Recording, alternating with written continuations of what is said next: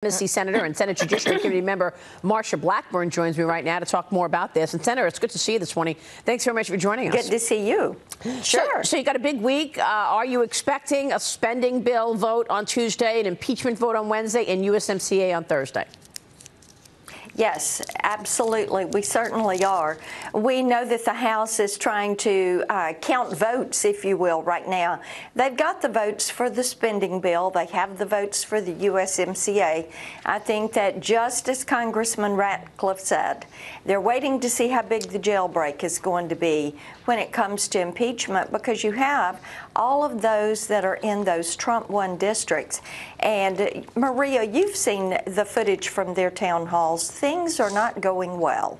Yeah, and you've got Jeff Van Drew among those who said enough is enough. Right. I'm going to be leaving the Democratic Party and going to the Republican Party. His staff is also leaving him because of this, a lot of disruption. But he doesn't think there's a crime, and he doesn't want to waste people's time. Well, and that is where the American people are. You know, when Schumer sent his letter, he is wanting to change the investigation. I read his letter, Maria, and I thought, well, really, the House impeachment was the Mueller do-over, and now Schumer is going to have the Schumer do-over and try to expand this thing and change the House record. The House rushed their impeachment process. It is very incomplete. If you go back and compare it even to the Clinton process, the House didn't follow the proceedings from the Clinton impeachment. Yeah. And now Schumer is saying, well, let's go to that. And by the way, let me change it. And by the way, I want to call other people. And of course, there are people we would all like to hear from. The whistleblower, I need to hear from him. We need to hear from Adam Schiff's staff. Yeah. And look at the coordination that is there.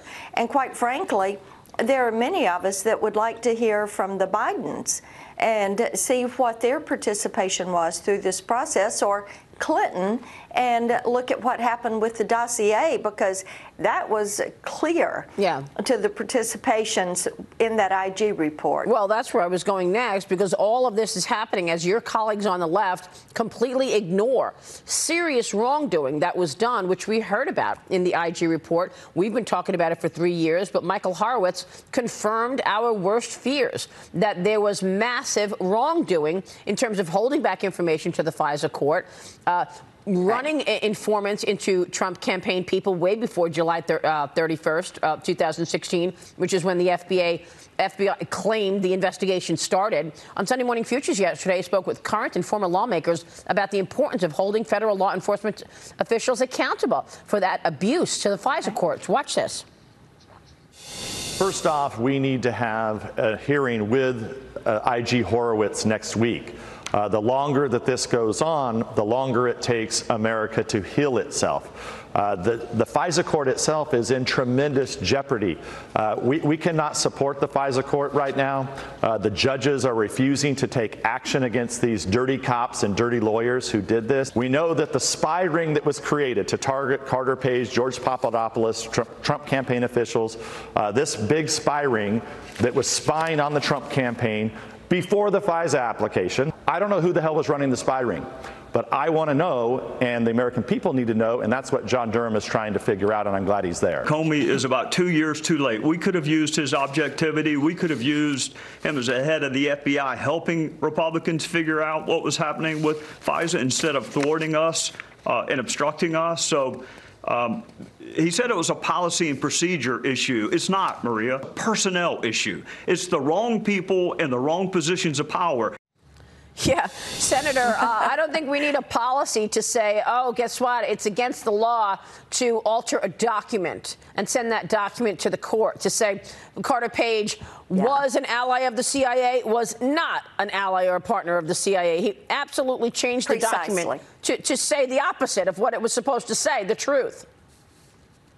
That's right. And maybe some truth serum would be a good thing to have over at the FBI right now, so we can figure out who all was involved in this. You know, Maria, I think it's significant that you had lower level staff attorneys and case agents, etc., subsources that all got caught up in this, and all of their work was to be checked as it moved up the food chain before Jim Comey signed off on these things. He wants to blame the process. I say this is an issue of culture. It is people that thought they were above the law because they were on the inside. And they are elitists from the East Coast and the West Coast. They don't care about what's going on in flyover country. They think they can manipulate information. What they did, what these FBI agents did, was intentional. It was malicious. It is something that they did to really obstruct our election process. You know, when you talk about interference in the elections, the FBI was the key area that exercised interference. Yeah. That is what needs to be cleaned up.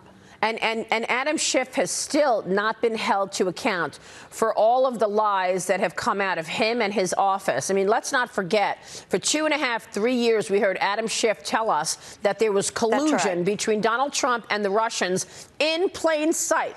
Collusion in plain sight. That's why. Where is the collusion, Adam Schiff? Why do you continue to lie over and over again? Right. And that's why they need to be brought in at a Senate trial, and we need to figure out who instructed them to go about engaging with the whistleblower. Did they coach these witnesses? We need to hear from them. The American people are sick of this. It is Christmas. They're getting bonuses. They're getting raises. They're getting new jobs. They are happy campers. Their 401ks are in great shape. They are looking at this and that's happening in Washington, and they're saying, get government off my back, get it out of my pocketbook, let me do good things for my family, and you people in Washington, D.C., get your act together. So focus on something we care about. Real quick before you go, Senator, the impeachment vote in the House, we expect it to be Wednesday, sandwiched between two very important other pieces of business, the spending bill and USMCA. Then it moves to the Senate in early January. What is that going to look like, Senator? Tell us, walk us through what that looks like. Break some news here so that our audience better understands. Yes, what you're going to see is after the House votes, they will go through their engrossment process. They will send it to us. We will receive it. At some point between then and the beginning of January, we will convene. We will set up our format. You will see people vote. Then the Chief Justice will arrive, and all the senators will be sworn in as jurors to sit for this trial in the Senate. You will have a team that is the House management team.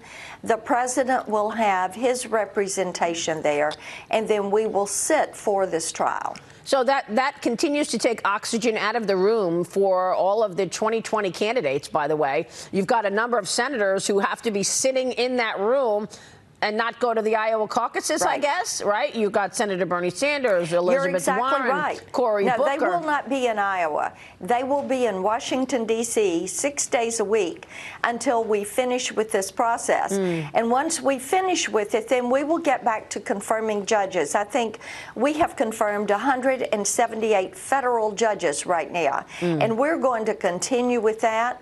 All through this coming year, we look forward to finishing with those federal appointments and with those federal judges. All right, Senator, it's good to see you this morning.